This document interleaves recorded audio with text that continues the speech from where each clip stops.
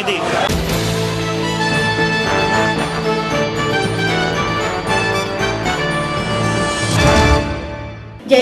या इलेक्ट्रॉनिक तालवाद्याच्या साह्याने जयवंत उत्पात यांनी 15हून अधिक वाद्यांच्या अनुभूती देणारा कला आविष्कार घडवला।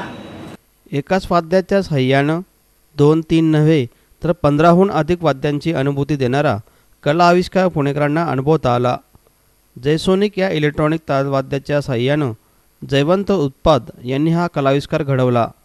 पुण्यात उत्पात यांच्या वादन कार्यक्रमाचं नुकतेच आयोजन करण्यात आलं होतं।